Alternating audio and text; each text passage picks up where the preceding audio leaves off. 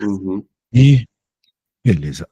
Ao considerar uma partícula livre, ou seja, sem potencial agindo sobre ela lá na equação de Schrödinger, determine o comutador dos operadores abaixo, ou seja, aquela estruturinha, né, que a gente costuma escrever desse jeito, A, B, isso é o comutador, que resumidamente, de uma forma bem resumida, é AB menos BA, levando em conta que quando a gente está falando de matrizes, de vetores, coisas do gênero, isso não é necessariamente zero.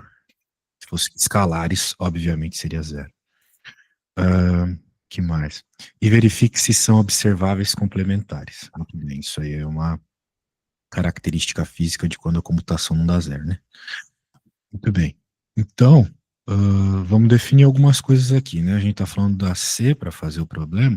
Vamos lembrar que o operador hamiltoniano ele é dado pelo operador do momento. Por exemplo, né? Claro, a gente pode reescrever isso aqui de outra forma. Por exemplo, se você fizer um vínculo lá com a física clássica, né?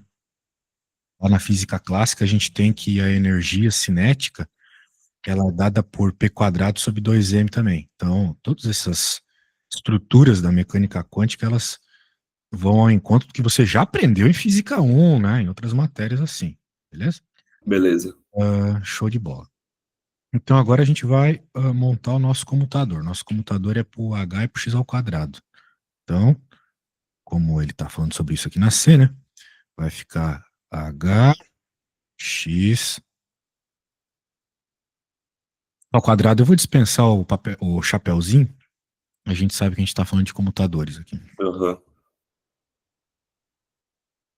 Então, de acordo com a estrutura mais básica que eu expliquei sobre comutação, seria esse negócio aqui. Né? Então, de novo, se fossem númerozinhos, se fossem letrinhas normais, escalares, isso aqui daria zero.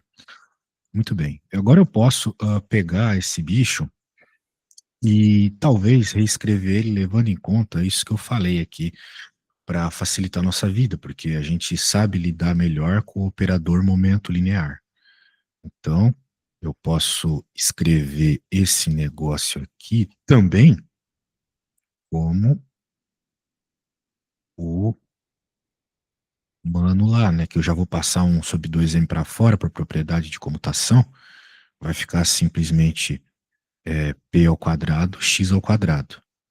Beleza? Uma vez que o H pode ser escrito como isso, né? Então passo 2m porque são constantes. Alguma dúvida até aqui? Não, até aí ok, mano. Beleza. Show de bola. Então agora vai entrar o quê? Não vai entrar física, agora entra matemática. Né? Na estrutura de comutadores, a gente tem algumas regras que vêm lá das matrizes. Se você pegar uma apostila de álgebra 1, álgebra linear, você vai ver lá nas primeiras aulas umas propriedadezinhas de matrizes. Que é o seguinte, por exemplo, a gente tem uma propriedade que ela é assim, eu não lembro exatamente o nome dessa propriedade, mas é propriedade distributiva, ou propriedade comutativa, comutativa, é claro, de matriz, entre uma série de outras propriedades que existem para matrizes. Existem para números também, mas para números escalares, eu quero dizer, mas o que nos interessa aqui é do ponto de vista de matrizes. Muito bem. Então, veja, de novo, isso aqui a gente aprende lá no médio, depois a gente aprende de novo em álgebra linear, então não é para ser um negócio difícil, é para ser um negócio decorado. A gente decora Uhum. o negócio aqui. Então, agora nós vamos aplicá-lo para o nosso caso, que é o caso do... bem, vamos começar pensando da seguinte forma. Em vez de eu já ir direto para o que a gente está querendo aqui, que é o p quadrado x ao quadrado, vamos pensar em p quadrado x só. Porque uma vez que eu tenho quadrado, eu sei que é a multiplicação de duas coisas, certo? Então, como aqui eu tenho duas coisas multiplicadas, é como se fosse p vezes p, que é o p quadrado. E aqui eu tenho um carinha só, então eu vou colocar só x. Vamos bem passo a passo aqui. Beleza? Então vai começar Beleza. aqui com p, x, só estou aplicando a regra, né? Identificando o A como P, o B como P também e o C como X, beleza? Beleza. Show. Daí vai ficar P, X, P. Muito bem. Show de bola. Agora, a gente pode usar uma relação fundamental da comutação, que a gente usa o tempo todo aqui na mecânica quântica, também é um negócio que a gente precisa decorar, então vai ficar de vermelhinho, que o X e o P comutados é igual a I, H cortado. Então, o contrário disso, que é basicamente o PX, que está aparecendo com mais frequência aqui nos nossos escritos, é a mesma coisa, só que negativo. Sinal trocado. Beleza? De tal Beleza. forma que eu consigo pegar esses caras e substituir por IH. Então eu vou só copiar e colar. Note que eu não estou fazendo absolutamente nada que envolve mecânica quântica, resolver cálculos de equação de Schrödinger, formalismo de Dirac. A coisa está bem aulinha de matriz ainda. Então não tem muito segredo do ponto de vista de complexidade. O bagulho começa a ficar louco quando a gente está trabalhando lá com, vamos dizer assim, resolver o átomo de hidrogênio pelo formalismo de Dirac. Lá o bagulho é louco. Porque além de decorar um monte de coisas da quântica, né? Tem que aplicar isso do ponto de vista da quântica do ponto de vista algébrico, depois tem que aplicar isso do ponto de vista físico também. Muito bem. Então agora, basicamente, né, ficou constantes que multiplicam o operador P. Então tem dois desses caras, eu posso simplesmente dizer que é menos 2i h cortado P. Beleza? Por quê? Porque o i e o h cortado não são matrizes. Então a ordem que está multiplicando aí, dane-se. Né? Muito bem. Então, por hora, fizemos uma coisa muito legal aqui. Tá. Agora que a gente fez isso, a gente pode usar uma outra identidade, que, obviamente, vai ao encontro daquela que a gente já fez.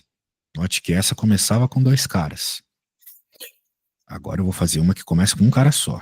Eu tenho só uma dúvida. Ali em cima, a gente, na equação anterior, a gente tinha 2 P's e na de baixo ficou só um P. Sim. O que tem? É isso mesmo. É sim, cara. Não, na de baixo ali, ó. Eu sei, mano, mas tá todo passo a passo aqui, né? Pra ter chegado em um P só, certo? É que ali, ó, você colocou P menos IH Cara, cortado. quanto que é isso mais isso? Não é 2 disso? Ah, tá. Beleza.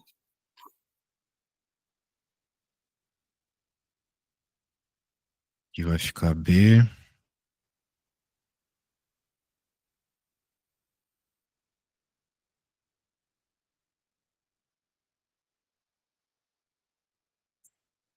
Muito bem.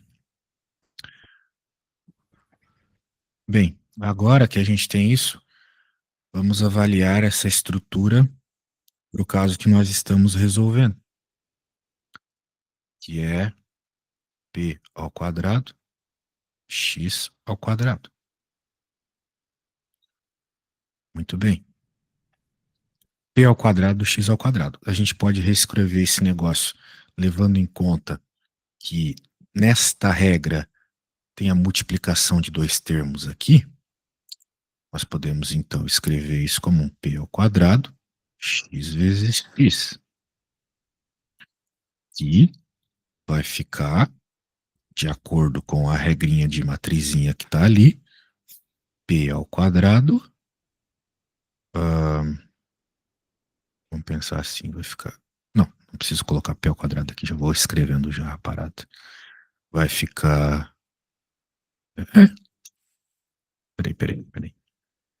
Isso, posso fazer isso aqui. X, P quadrado, X. Exato, X comutador, né? P ao quadrado, X, exatamente. Só por a regra. Porque assim, quando a gente consegue reescrever desse jeito, nós estamos exatamente com os termos que nós acabamos de trabalhar ali em cima. Certo. Então, toda aquela lógica foi feita antes para poder ser substituída aqui. Agora a gente pode substituir, então. Então, eu vou pegar e no lugar desse cara, eu vou colocar menos 2i h cortado p, que é justamente o que está aqui, né? Esses dois caras são idênticos. Certo. Então, como ele é igual a menos 2i h cortado p, muito bem. E o outro carinha, né? Bem, o outro carinha, ele continua sendo o mesmo, na mesma ordem, maravilha. Então, também posso pôr menos 2IH cortado P. E o X aqui. Muito bem. Nós temos que tomar um cuidado, porque esses caras são operadores. Tem que estar na ordem. Tem que estar na ordem, exatamente. Então, eu posso reescrever isso levando em conta a ordem dessa forma aqui. XP, que é o primeiro, mais PX, que é o segundo. Muito bem. Agora que eu tenho isto, eu posso então voltar para o que o problema de fato pede. O problema, ele não estava pedindo exatamente P quadrado, ele estava falando do Hamiltoniano, que tem a ver com P quadrado. Sendo assim, eu vou copiar essa parada aqui.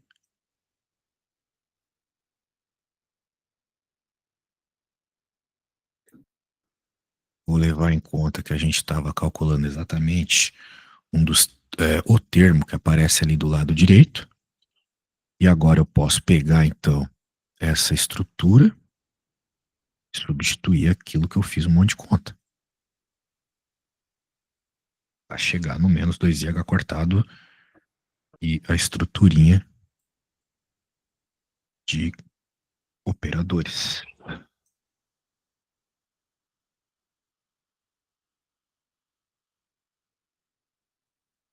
Legal, agora dá para dar uma simplificada e escrever desta forma aqui. XP mais PX. Muito bem. Isso aqui já é a solução, né?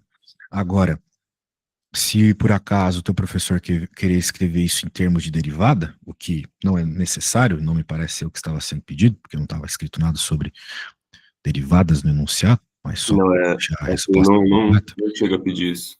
É só lembrar que P é igual a menos IH cortado D dx. Então dá para reescrever aqui, prontinho para ser aplicado numa equação, como H cortado sobre M. Claro, vou simplificar esse I com esse I, corta, sinal, aquela história toda. 2x d dx mais 1. Ok? Por quê? Porque o P aqui derivou esse cara, e aqui o P não está derivando o cara, ele aparece, então, como uma operação prontinha para ser operada.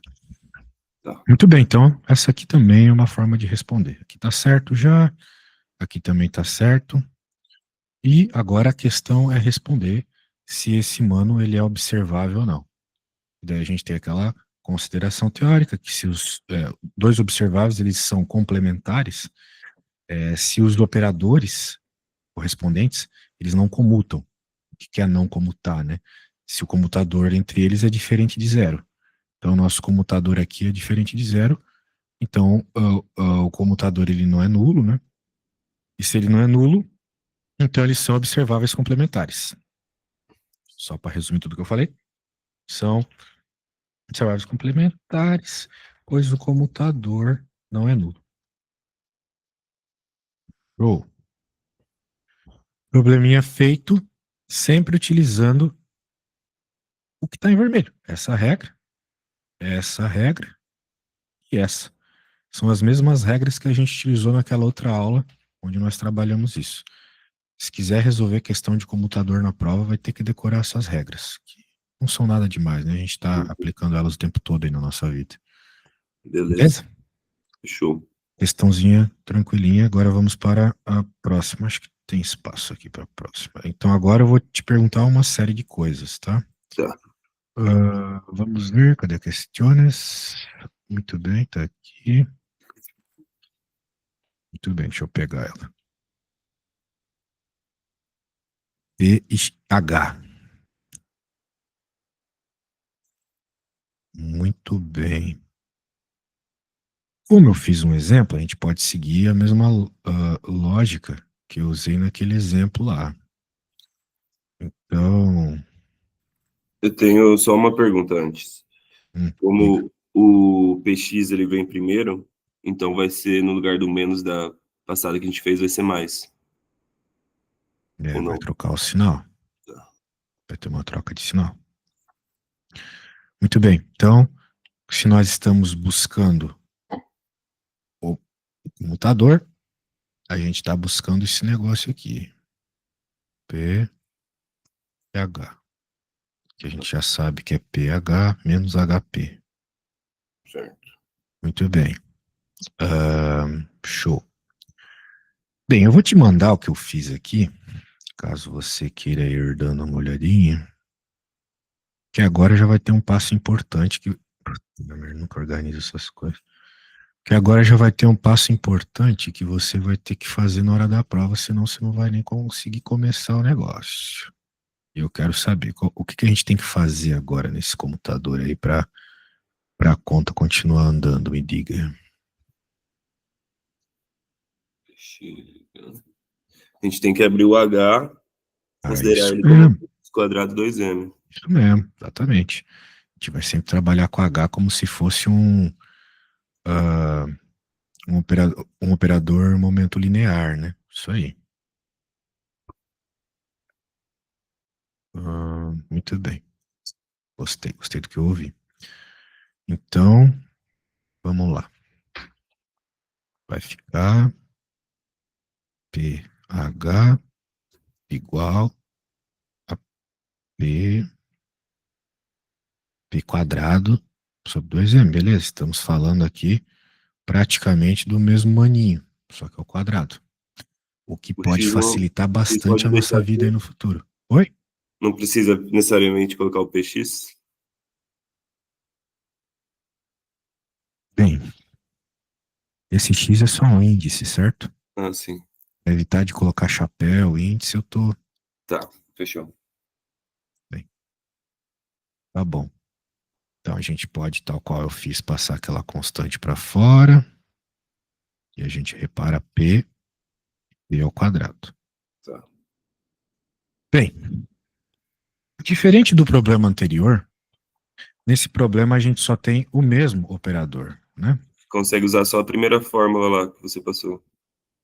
Bem, poderíamos utilizar aquelas fórmulas em vermelho que eu usei lá, mas por hora vamos só abrir esse negócio, né? Tal qual eu também havia feito lá, só abrir o negócio primeiro, para ver como é que fica as estruturas aqui depois do comutador aplicado. Bem, vai ficar esse P que atua nesse, ou seja, vai ficar P quadrado, menos esse que atua nesse. Vai dar zero, sim. Por que que dá zero? Não vai. Não, a, a ordem faz diferença, não vai dar. Hum, a ordem faz diferença. Estamos falando de matrizes, não estamos falando de números. Mas isso não significa que não possa dar zero. Afinal de contas, um monte de comutador dá zero, né? Agora, só que a gente tem que argumentar se vai dar zero ou não, por que que dá zero, etc. Tá. Veja, esses operadores, eles são derivadas. Bem, em especial o operador P, ele é uma derivada. Estou mostrando isso para você na questão anterior eu mostrei isso, né? Cheguei no final e transformei numa derivada e reescrevi o negócio. As derivadas, elas têm uma propriedade interessante, né? Que é a propriedade associativa. Tipo, de certa forma, a gente aprende isso lá na regra da cadeia, né? Esta merda aqui é a mesma coisa que dx2. Veja, eu estou multiplicando derivadas, mas eu transformei elas numa derivada segunda. Uhum. Muito bem, isso é uma propriedade de derivada. Aprende lá em cálculo. Sendo assim, eu, nesse caso, consigo reescrever esse negócio como um P ao cubo. Porque na prática, eu escrever P ao cubo ou eu escrever D3, DP3 é a mesma coisa. Dá na mesma. São só duas formas, assim, claro, com as constantes aqui na frente, né? Estou ignorando a questão do IH cortado, aquela história toda que fica na frente. Mas é a mesma constante nos dois casos, né? Então eu vou chamar de capazinho. Mas é o IH cortado, só não estou escrevendo ele. Beleza? Uhum. Certo. Essas duas coisas, elas são iguais. Característica de derivada. Então, nesse caso, onde a gente tem o mesmo operador, de fato dá zero. Mas você tem que argumentar. E o argumento é bem simples. Opa. Ah, como a multiplicação de operadores é associativa, eu posso dizer o seguinte: os operadores são feitos de derivadas e as derivadas têm essa propriedade de que elas elevado a n, ou melhor, elas elevado a n, para deixar genérico, viram uma derivada de ordem n. Muito bem, agora que eu abri esse grande parênteses, eu fecho ele. Ambos os termos são iguais a P3. Muito bem, então essa aí saiu tranquilinha. Bem tranquilinha. Ou seja, zero. Beleza?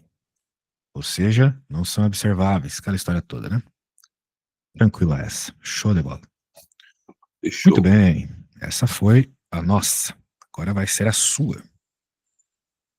E vai, muito provavelmente, seguir mais, aparentemente, aquele primeiro exemplo. Afinal de contas, ela trabalha com dois operadores diferentes. Tá bom? Beleza. Então é aquela velha história, você faz aí, se errar, errou, não tem problema nenhum. O importante é que você me mande o que você fez, do jeito que você fez. Então, faça como se você estivesse fazendo para uma prova, me manda a foto, tá? Bastante passo a passo, leve em conta que eu vou avaliar que nem seu professor.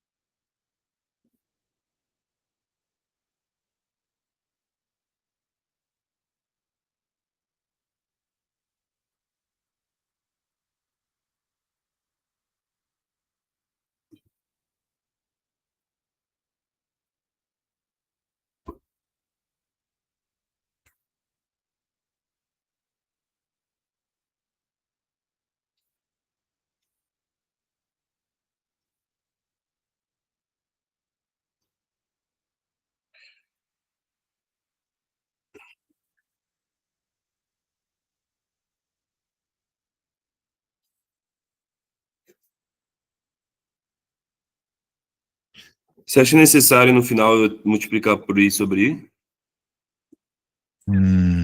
Às vezes é bom, né? Simplificar o i. Muito feio, i quadrado. Melhor escrever -1.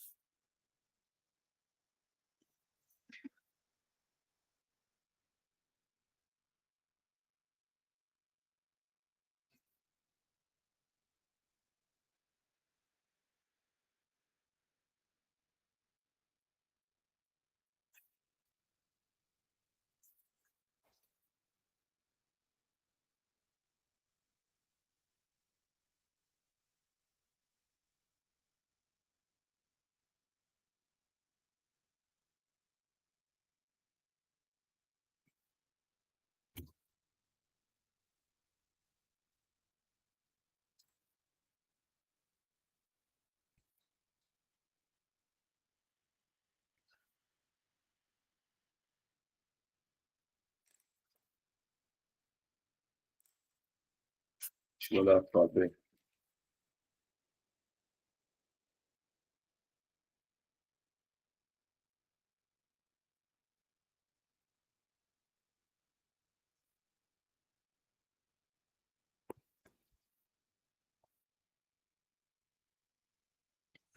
Vamos ver. Organização boa. Bonito. Se fizer assim na prova, o professor vai gostar. Vamos ver. A prova vira uma Agora, rabisca. pegou a regra, identificou quem era cada uma das letrinhas, colocou ali, identificou o comutador, daí você jogou ali. Show de bola. Nada a acrescentar, parabéns. Conseguiu fazer sozinho, sem minha ajuda. A resposta ali tá suave? Tá. Boa resposta. Aquele argumento mesmo. Show de bola, vamos pegar a próxima aqui. Vamos Será que a tentar gente fazer. pode pular para 3? Boa. Tá. Encontre os símbolos dos termos atômicos. Tá. Mandei uma resolução aí no WhatsApp de uma. Eu falei, vamos fazer sem olhar a resolução. Tá. Vou pegar aqui.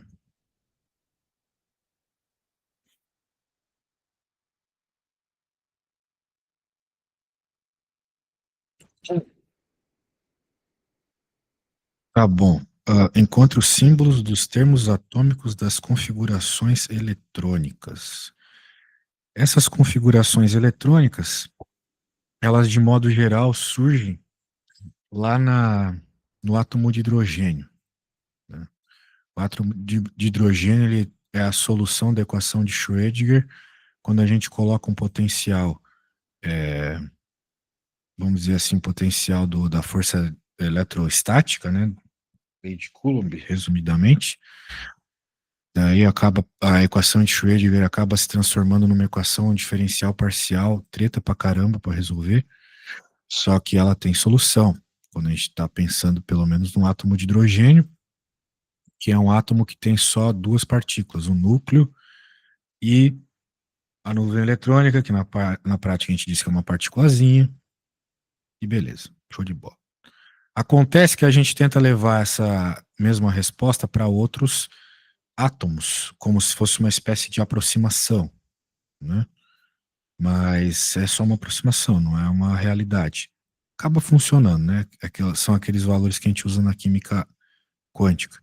Mas mesmo dentro do átomo de hidrogênio, a gente tem uma série de soluções possíveis, né, que vão alterar o formato da nuvem eletrônica. A gente deixa de entender o elétron como uma partícula e começa a entender ele como uma nuvem de possibilidades. E essas possibilidades, essa estrutura dessas possibilidades, ela é dada por meio desses números aí, que na prática vão ser o formato da nuvem, se é um Altair, se é uma própria esfera, se é um balão do Mario Kart, e assim vai.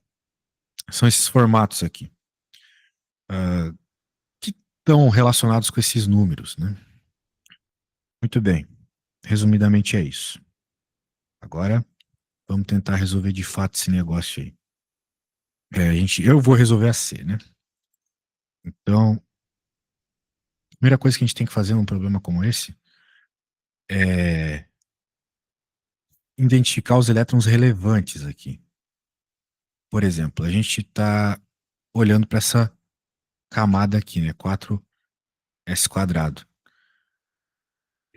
Lá da teoria de spin, né, a gente sabe que ela é uma subcamada, né? E ela está completamente preenchida. Beleza. Ela tem os dois eletronzinhos ali, né? Quando a gente tem uma subcamada completamente preenchida, como é o caso aqui, elas têm o que a gente chama de. Essas camadas elas têm o que a gente chama de momento angular orbital total, que é o Lzão.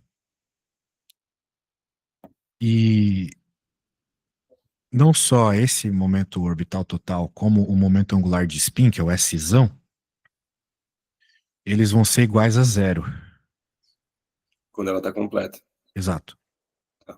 Então, resumidamente, ela não contribui para o símbolo e pode ser ignorado, então, na nossa avaliação. A gente vai ter que olhar do lado. Agora a gente tem que avaliar o D, né? Ou melhor, a camada 3D2 aqui. Ela não está preenchida. Uma camada S precisa de 2 eletrõezinhos para ser preenchido. Uma camada D precisa de mais eletrõezinhos. Beleza? Então ela não está preenchida. Sendo assim, se ela não está preenchida, vão ser esses 2 elétrons que sobrar. Deixa eu só escrever o negócio que eu já estava fazendo aqui para 4s. Então vai ser agora esses 2 elétrons nessa subcamada aqui que vão determinar os possíveis termos atômicos, né? Que é o que o problema pede. Então, resumidamente, esse problema ele vai se resumir a encontrar a configuração desse D2. Só isso. Tá. Muito bem. Bem, para conseguir encontrar essa configuração, a gente tem que entender, primeiro, que a gente está falando de um elétron de um orbital D. Caso aqui que a gente está avaliando. O elétron, o número quântico orbital, numa situação como essa, é Lzinho igual a 2. Veja, tudo isso que eu estou falando é uma teoria, vamos dizer assim, bem usual, né? Que vem lá daquele diagrama de Linus, aquela história toda lá, né? Que, bem, eu até poderia voltar e falar desse assunto, só que seria uma aula só disso, né? Tem algumas coisas que a gente só pega e decora lá daquilo, beleza? Infelizmente. Então, o que eu estou falando, por exemplo, é isso, né? Quando a gente tem esse L igual a 2, o que que acontece? O 2 ele vai nos afirmar que, bem, lembrando, o D tem esse valor fixo. Quando você olha um D, você sabe que ele tem esse L igual a 2. E agora, do L igual a 2, deriva valores do número quântico magnético, que a gente chama de EMLzinho. Aparece com frequência. Os possíveis valores que um L igual a 2 nos permitem para o número quântico magnético é o mais 2, mais 1, o 0, o menos 1 e o menos 2. Ou seja, o L2 te permite esses 5 números quânticos magnéticos. E cada um desses números quânticos magnéticos, né, cada orbital, ele pode conter 2 elétrons com spin opostos, né? Ou seja, você pode ter um outro número quântico, que é o ms, ele pode ser mais um meio e menos um meio. São as duas possibilidades de números quânticos. Então a gente está falando aqui de todos os números quânticos, né? Praticamente falamos do L, falamos do ml, falamos do ms, só não falamos do número quântico principal, que é o n, né? Que de certa forma já está associado com o d ali. São 4 números quânticos, né? Que definem um estado. De novo, por que 4, né? Por causa do que eu estava explicando no começo dessa questão. Tem a ver com a resolução do átomo de hidrogênio. E a resolução do átomo de hidrogênio provavelmente vai ser um negócio que você vai ter que dar uma olhadinha também, eventualmente, aí, né? Que é uma matéria importante. Quando a gente resolve o átomo de hidrogênio, ela tem 3 soluções clássicas e uma solução relativística. Isso aqui é a solução relativística. O N, o L e o ML são as soluções clássicas. Muito bem. Tendo em vista tudo isso, né? Agora a gente, resumidamente, tem que encontrar as combinações permitidas pelo princípio de exclusão de Pauli para os 2 elétrons que a gente tem aqui, né? Eu estou falando o tempo todo. Está na última camada desse D aí que permitiria ter mais elétrons para fechar a camada, mas no caso da estrutura que a gente está trabalhando aqui, só tem 2. Então, a gente vai avaliar, né, de novo, o princípio de exclusão de Pauli para esses 2 elétrons aí dessa camada D e calcular os valores totais, né? ML, o Mzão L, né? Que basicamente é o somatório dos MLs possíveis, né? E o MS, que pela mesma lógica é o somatório dos MSzinhos possíveis que eu estava falando agora. Muito bem. A maneira mais simples de fazer esse negócio, mais macaco treinado, é fazer uma tabela e escrever todos os casos. Muito bem. Então a gente pode fazer, por exemplo, assim, ó, tabela ML por MS. Muito bem. E aqui a gente coloca as colunas das possibilidades. O que é essa tabela que eu vou fazer aqui? Vai ser o número total de microestados, que na prática corresponde à maneira de arranjar 2 elétrons nos 10 espaços disponíveis nessa subcamada D. Beleza? Então, vamos colocar os caras aí. A gente, na camada D, a gente sabe que teria 4 espaços, né? O D vai até 4. Então, mais 4 mais 3, mais 2, mais 1, 0, menos 1, menos 2, menos 3, menos 4.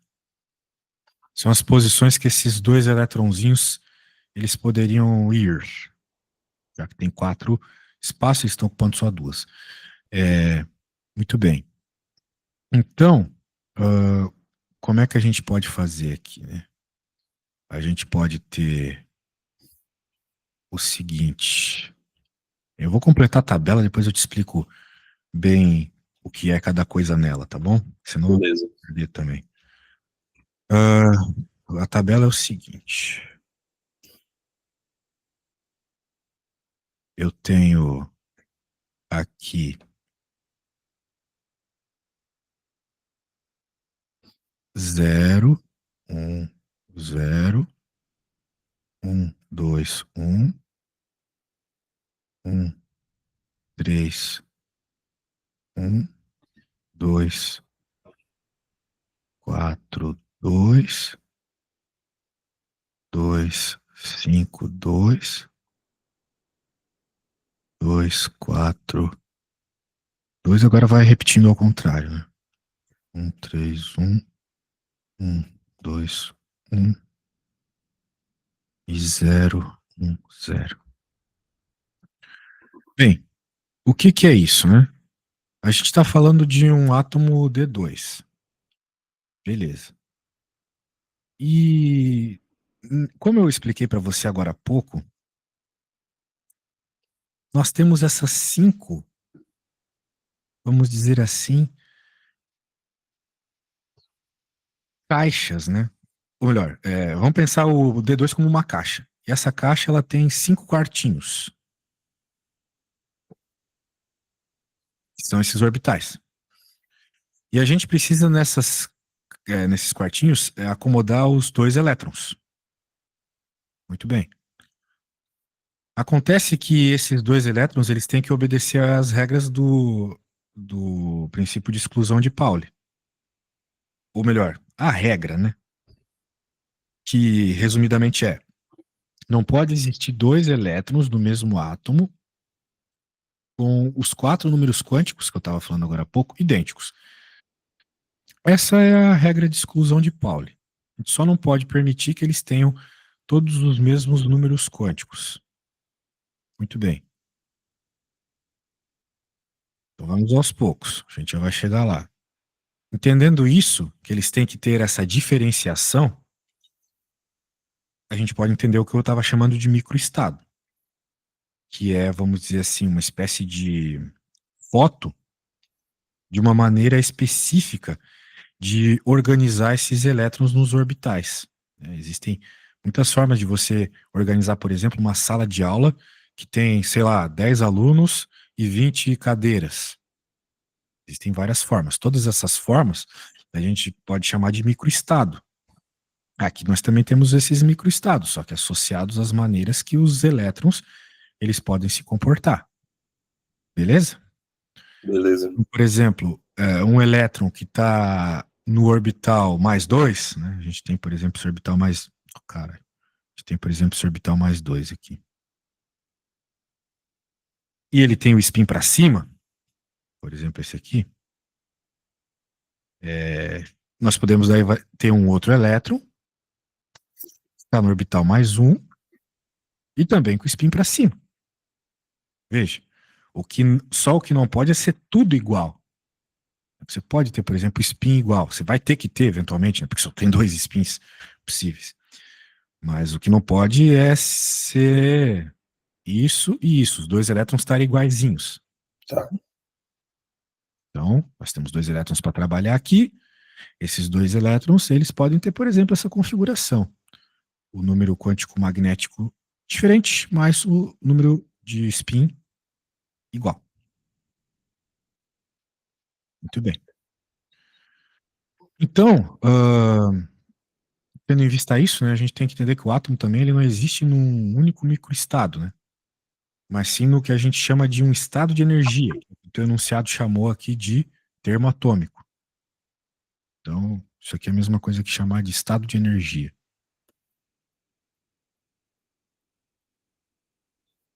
A gente pode entender também como combinação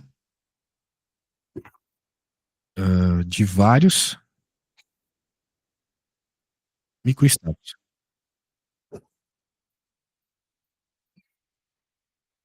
Uma vez visto isso, você então está na prática calculando, verificando todos esses arranjos possíveis. Essa tabela nada mais é que isso. Ok? Uhum. O que está acontecendo aqui na prática? Veja. O que é essa situação aqui? Essa situação é a situação onde nós teríamos, por exemplo, os 4 elétrons, né? Completos ali. A única maneira disso aqui acontecer seria somando os 2 maiores valores do ml. Ou seja, esses 2 caras aqui.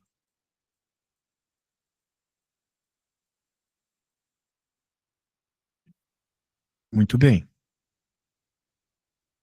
Com isso em mente, né? Como é que eu posso explicar isso aqui da melhor forma?